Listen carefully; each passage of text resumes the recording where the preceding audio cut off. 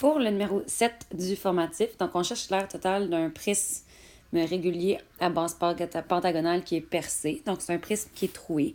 Pour les prismes troués, c'est toujours le même principe. Donc, vous pouvez quasiment apprendre la formule par cœur. Je ne vous encourage pas à le faire. Je vous encourage vraiment à comprendre le principe, mais c'est toujours la même chose.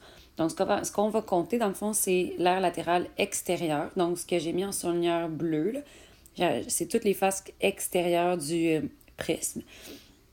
Après ça, on va aller calculer l'aire latérale intérieure. Donc, ça, c'est la partie que j'ai mis en surligneur un peu plus foncé.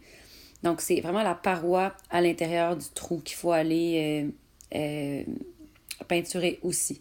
Fait que c'est la paroi intérieure. Imaginez, dans le fond, que vous pourrez rentrer votre doigt à l'intérieur du trou. Vous pouvez toucher là, à l'intérieur du trou. C'est ça qu'on va aller peinturer.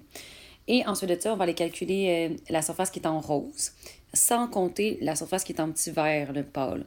Pourquoi? Bien parce que la surface qui est en petit vert pâle, dans le fond, c'est de l'air, c'est un trou. Fait qu'on va pas peinturer ça, on va seulement peinturer le rose. Comment on fait ça, dans le fond? C'est qu'on va faire l'air du pentagone, qui est ici, moins l'air du carré. Comme ça, tout ce qui va nous rester, c'est le pentagone sans la partie verte.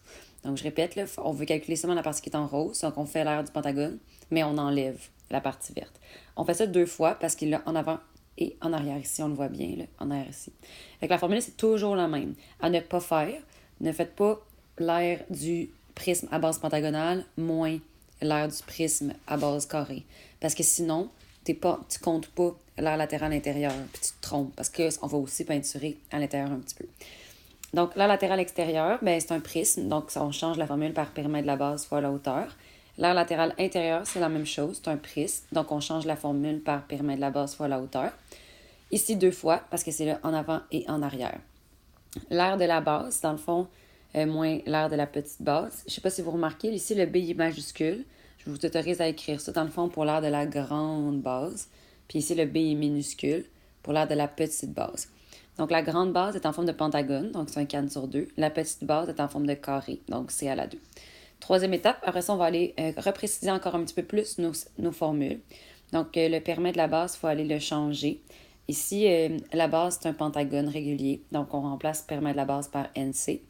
Ici, pour le prisme, pour le deuxième prisme, la base, c'est un carré, donc c'est aussi un polygone régulier. Je vais remplacer par NC. Tout le reste est resté pareil.